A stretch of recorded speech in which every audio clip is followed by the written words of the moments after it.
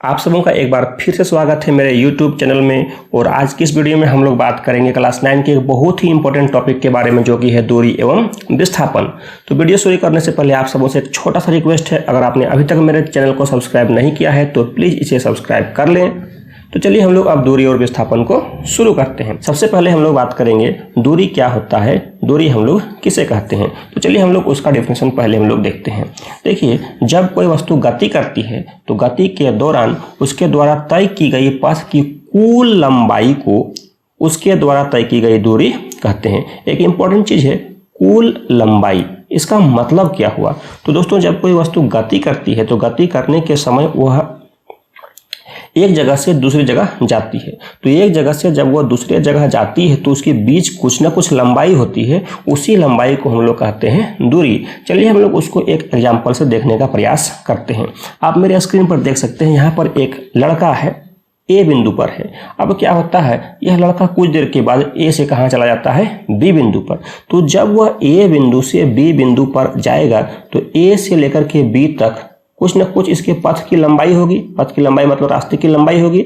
तो जब यह लड़का ए से बी तक गया तो ए से बी के बीच जितनी भी दूरी होगी, चलिए मैं मान लेता हूं कि ए से बी के बीच की दूरी है 10 मीटर। तो अभी हम कह सकते हैं कि जब यह लड़का ए से बी गया तो उसके द्वारा तय की गई दूरी कितनी हुई, 10 मीटर। अब मान लेते हैं कि यह लड़का बी से फिर कहीं और जाता है। कहाँ जाता है? तो देखिए, यह लड़का बी से कहाँ चला गया, सी पर।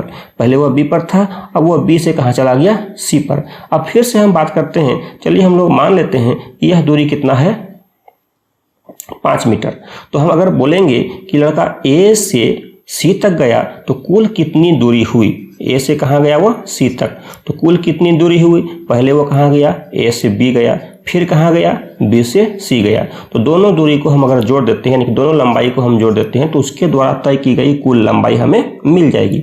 यह कितना होगा? तो ए से बी के बीच की दूरी है 10 मीटर और उसके बाद बी से सी के बीच की दूरी है 5 मीटर।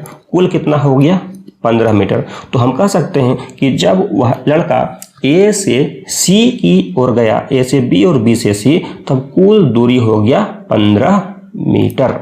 यही बात है कि जब कोई वस्तु गति करती है तो गति के दौरान उसके द्वारा तय की गई पथ की कुल लंबाई को उसके द्वारा तय की गई दूरी कहते हैं।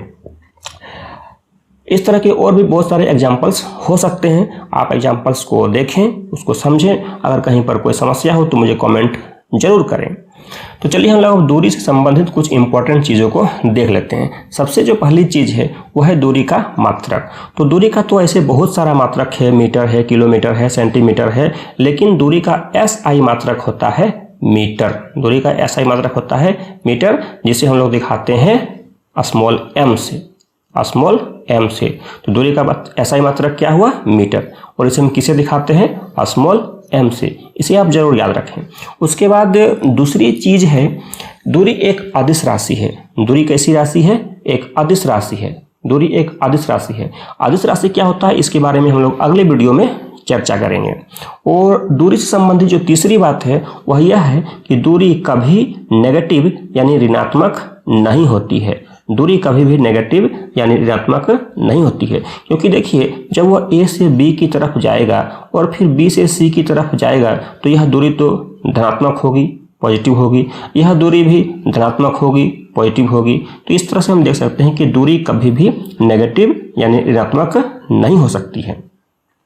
तो इन तीनों चीज़ों को हमें जरूर याद रखना चाहिए। पहला, दूरी का SI मात्रक क्या है, मीटर। दूरी एक अदिश राशि है और दूरी कभी नेगेटिव नहीं होती है। चलिए हम लोग आगे बात करते हैं, विस्थापन किसे कहते हैं, विस्थापन क्या होता है।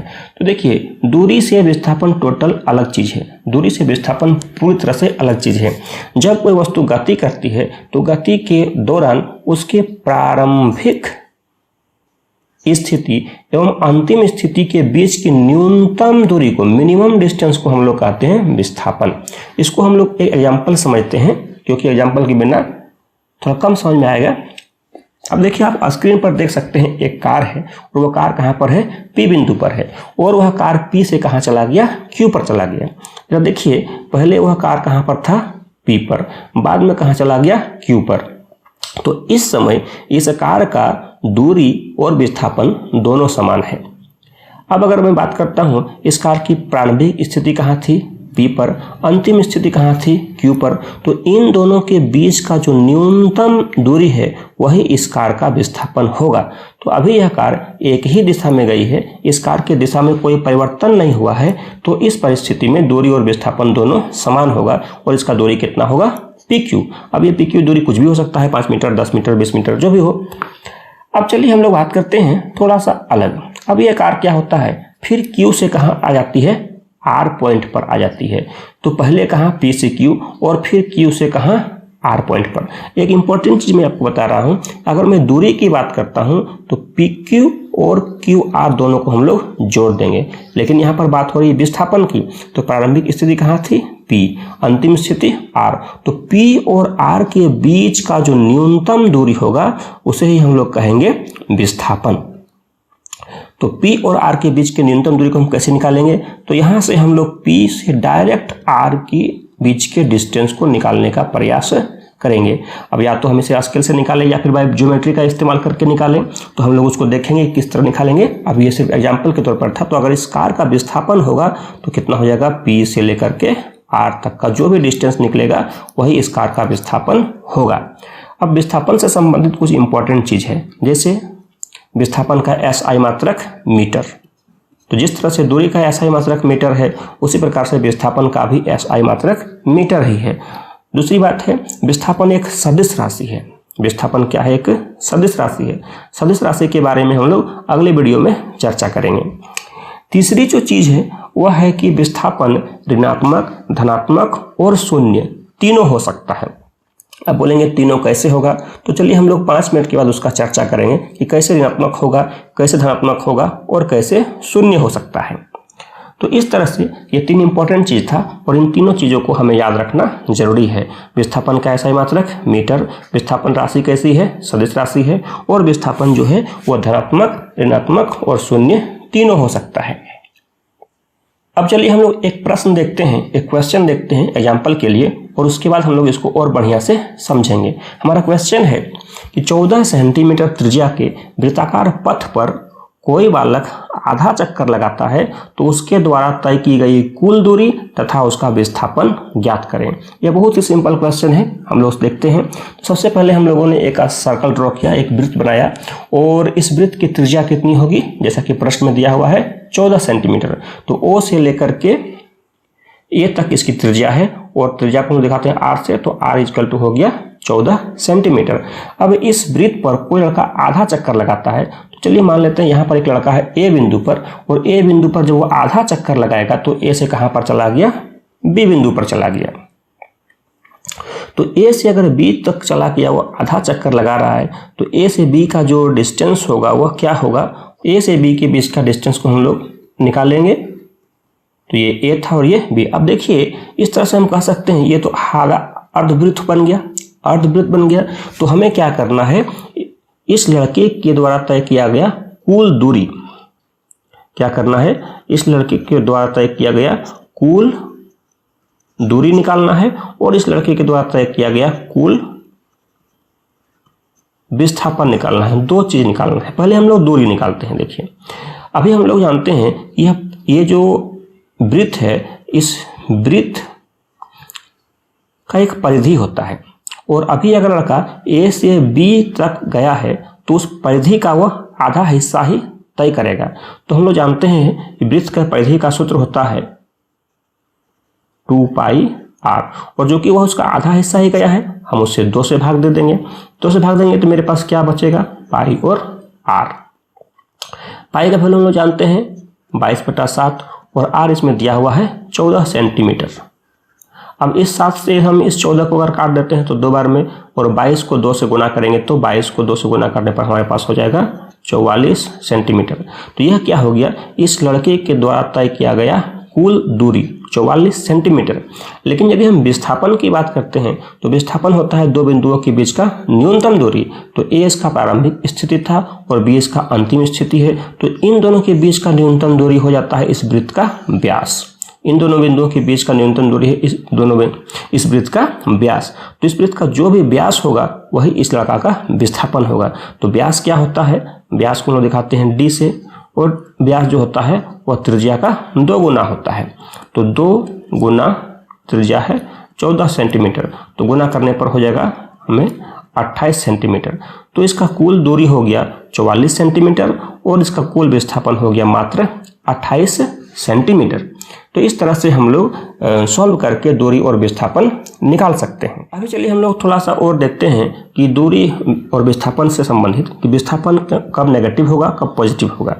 तो मान लेते हैं हमारे पास एक संख्या रेखा है, या सिर्फ एक ये रेखा है, संख्या रेखा छोड़िए, और यहाँ पर एक ओरिजिन है 0, ये 1 2 3 4 5 6, 1 2 3 4 5 6, और इधर है -1 -2 -3 -4 -5, -1 -2 -3 -4 -5।